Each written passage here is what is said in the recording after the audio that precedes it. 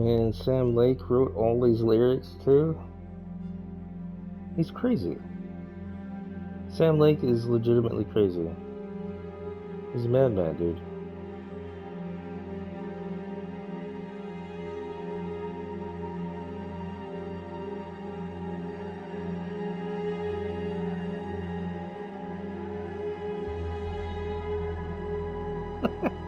He's on all of these. What a legend, dude.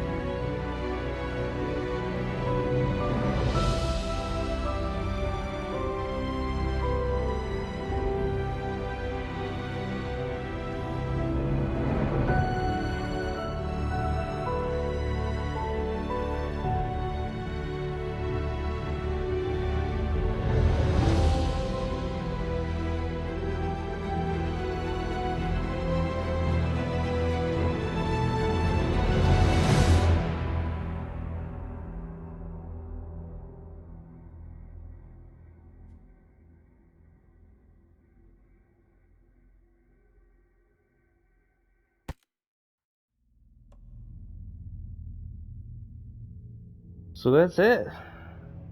Damn. Nothing at the end? Alright, well, since this is a new video, holy shit. I guess I'll do a impromptu review here.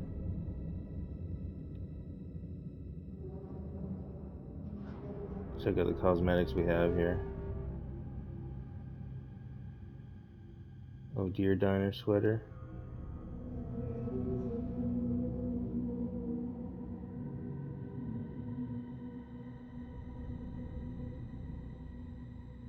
Celebrity suit. Okay.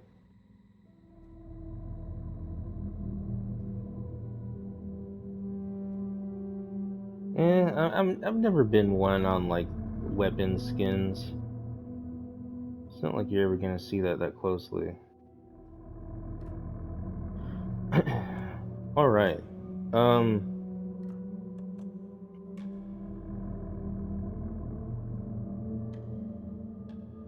So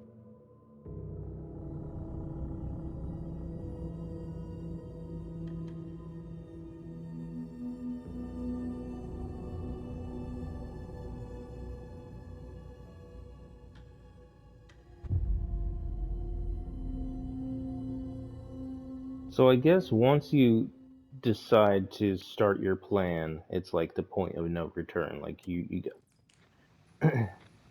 no exploring from that point forward. All right. Well, 10 out of 10, dude. This game is fucking incredible. It's so good. It is everything I had hoped for and more. Like I feel like if you're a person who played Alan Wake like the year it came out, way back in 2010, and you have been one of those people waiting 13 real life actual years for this sequel, I think every single second of that wait is worth it for this. I guess unless, of course, you just genuinely don't like horror games. But, I mean, the first Alan Wake was already pretty much a horror game. So, I mean, this feels like, this feels right. Like, this feels like the right genre to me. It's so fucking good. So when the credits were rolling, before Alice's like bonus message came on the screen, I was thinking like, okay, that doesn't answer the question of how did Alan Wake call himself from another point in time to tell him to put those things in the shoebox? How did Saga call herself from another point in time to tell her she needed to help Alan Wake write the ending and to get the shoebox and to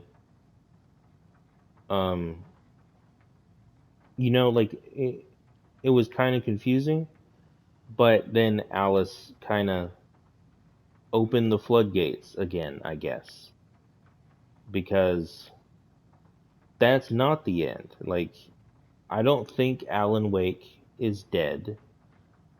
And he's died multiple times in the dark place. So it could just be yet another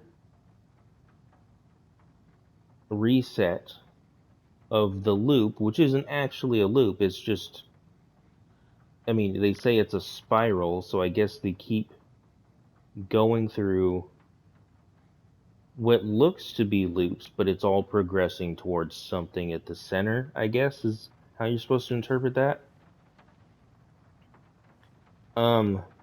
We got Estevez here, which confirms the Federal Bureau of Control. That's my favorite thing about this game, dude. The fact that everything in Control is like solidified as, you know, canonical universe shit. Which means the Hiss are an actual thing, which means Jesse Faden's an actual thing, everything that happened with Dylan Faden. The board, now that I mention that, actually, I had a stupid fucking theory while I was going through that segment with Saga. That super awesome segment where you're in the mind place, but it's getting like corrupted and giving you all these like fucked up messages. She mentioned that her case board is messed up, and in Control, the director kind of receives guidance and orders from what's called the board. And that's like supposed to be in the context of like a board of directors or something like that. But when you take that word and look at it a different way, we have the case board. And I'm wondering, stupid theory, but maybe at some point Saga is like dictating the FPC or something. I don't know. Something to think about, I guess. Anyway, review mode. So graphically, this game is the most impressive thing I've seen on PS5 so far. The lighting is so fucking good. Like the sunsets and like the atmospheric lighting and your flashlight, and it kind of had to be good because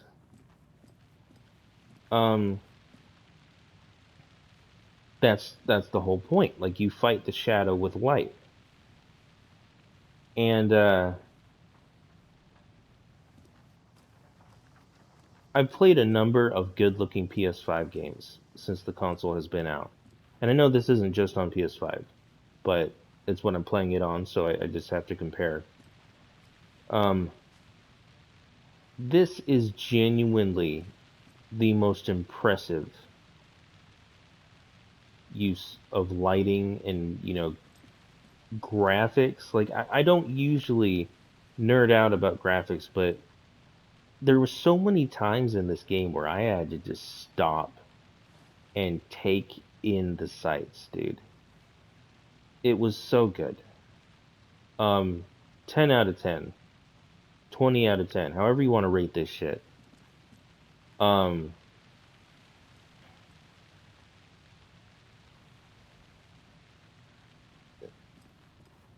can't even express how fucking good this looked. And like the distortion, like how the shadow distorts stuff. And like a good example is like the shadow figures that you see when you're playing as Alan Wake in the Dark Place. Like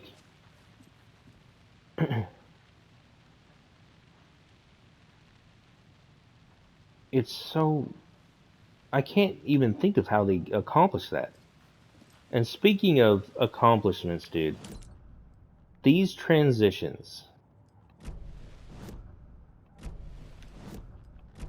Look at this, dude. It's,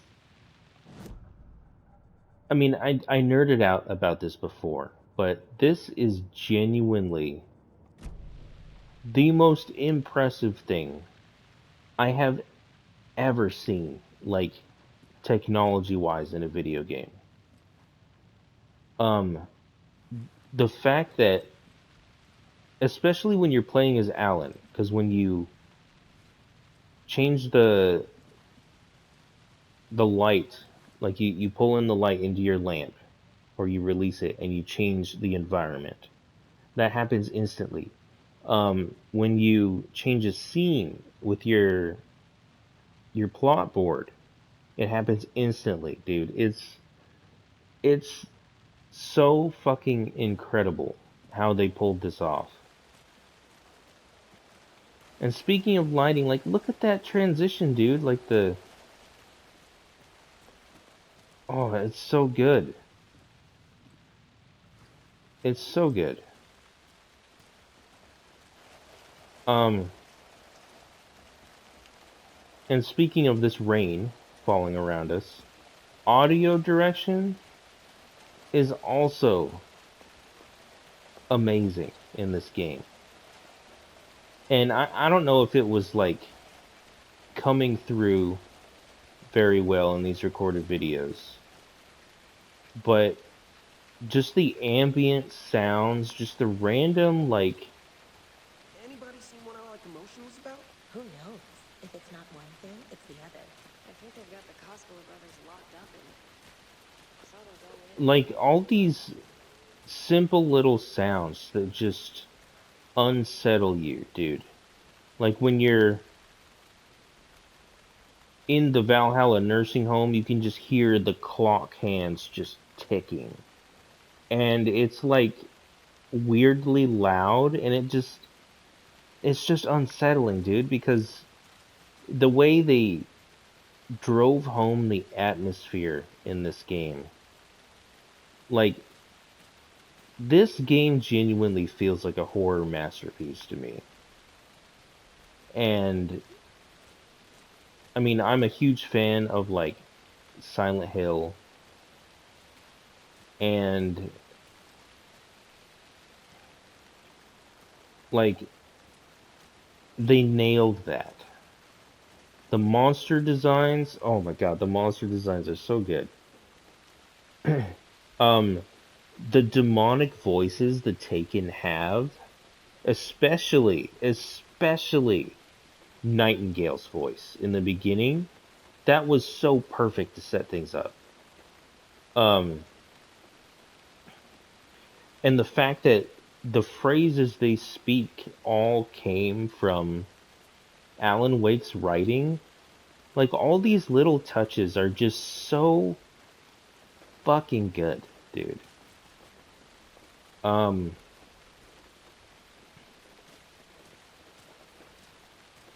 Combat is kind of basic.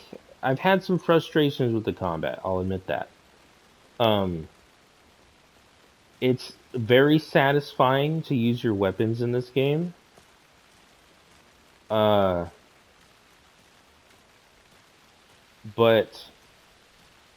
dodging like this, like, for one, if you nail a perfect dodge on somebody, the game stutters the frame rate really weird. Like, I'm sure you guys noticed it in the videos. That was genuinely the game.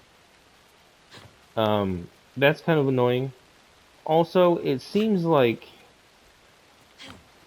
even if you dodge something, you still get punished for it a lot of the time. So that kind of sucks. But other than that, the combat felt fine to me.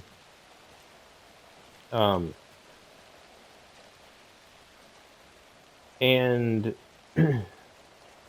other than a couple of frustrating fights, especially that one against Scratch, dude, where you started off with 0 health, like, they could have given you some leniency there.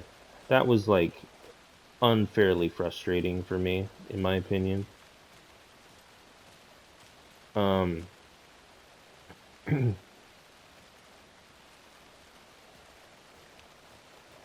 Trying to think of what else to even talk about.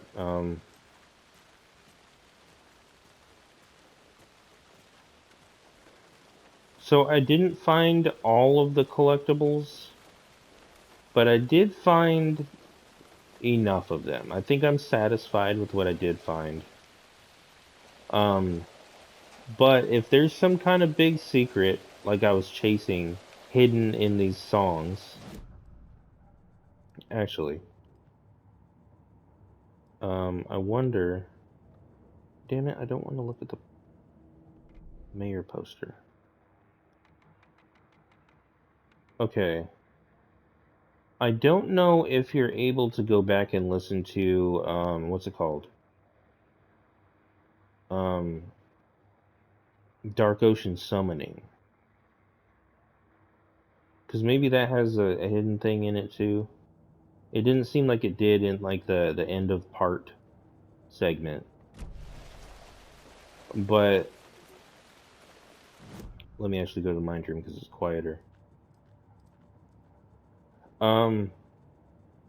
I'm like frothing at the mouth, dude, to find out if there's some kind of huge, massive secret in this game that will maybe hint at what's to come, like the other games have done. There's gotta be something. Um,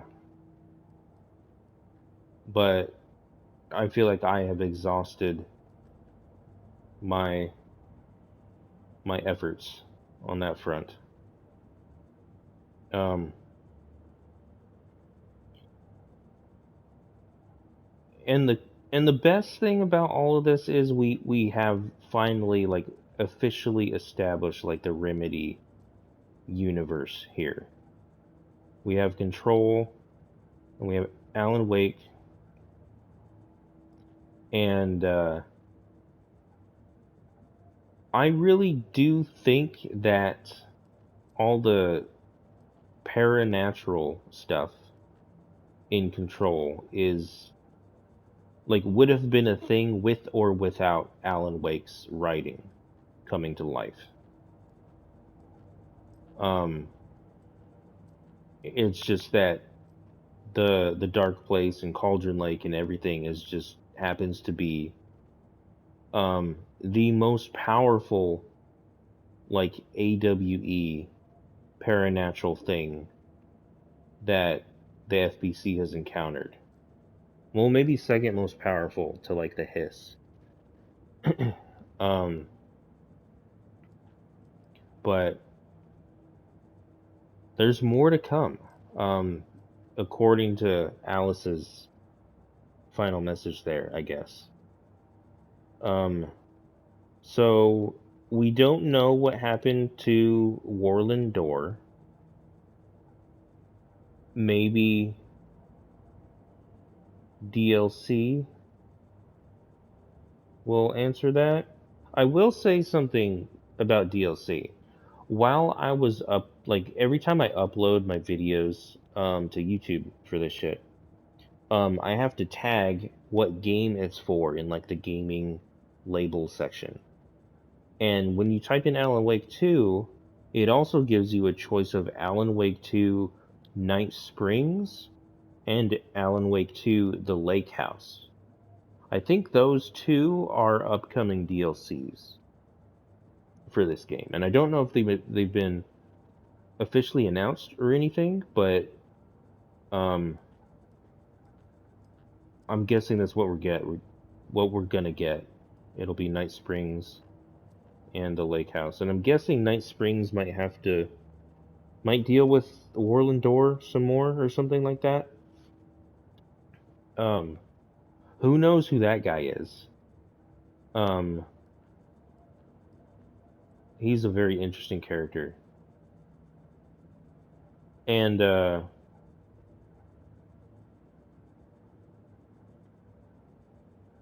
I will say,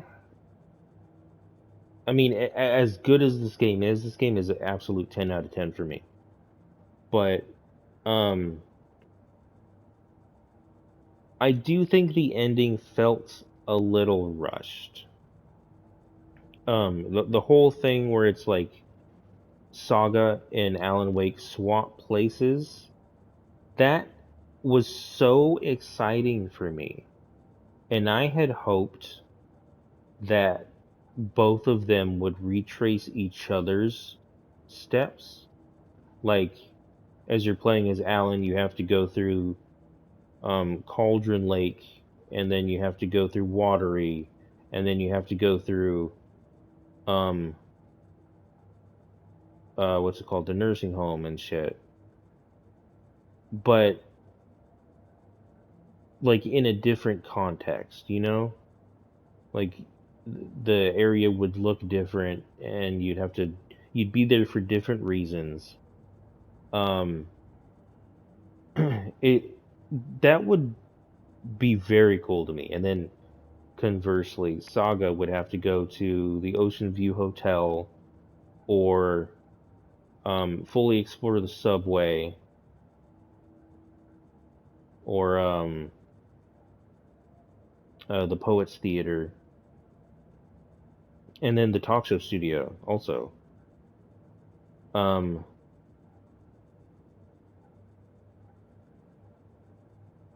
but and then we never also found Tor and Odin in the Dark Place. They jumped in that shit, and then they just kind of vanished. Um, so I guess that's an unanswered question too. Maybe that, I think that might explain how they were there for that musical. Um, and maybe they are the ones who created that musical to help Alan Wake progress. That's what I think is going on there. Um, but who knows? Either way, that segment was fucking awesome, dude. That was probably my favorite moment of the game. Um,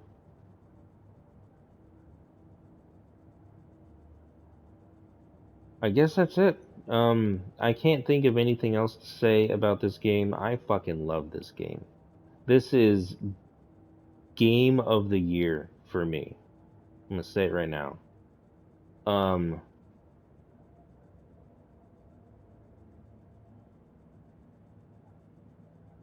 uh, I mean, other than those like minor flaws that I mentioned, this game feels perfect to me. And you know, now that I'm looking around in the mind room here, like the flashlight is just sitting right here for you to grab later. And the coffee mug that reminds you you're not a terrible mother. And these drinks here that reminds you about Casey. Um, your card from your mother.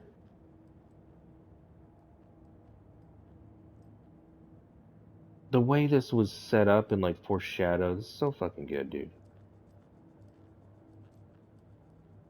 Um,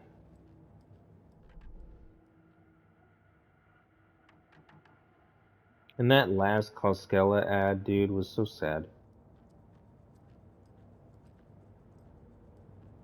Um, all right. I'm gonna wrap up these videos. This is the end of my playthrough of Alan Wake 2. If you watched any of this shit, my videos suck, but maybe they were entertaining, and if they were, I'm glad you enjoyed them. And if they weren't, stop watching. Why are you here? Get out of here. Anyway, thanks for watching if you did, and I will absolutely be recording any future follow-ups to this game, DLCs, sequels, Control 2. Who knows what the hell Remedy's gonna make, but I'm here for it, 100%, and I love it. So thanks again. I'm gonna end this video here. This game is fucking awesome.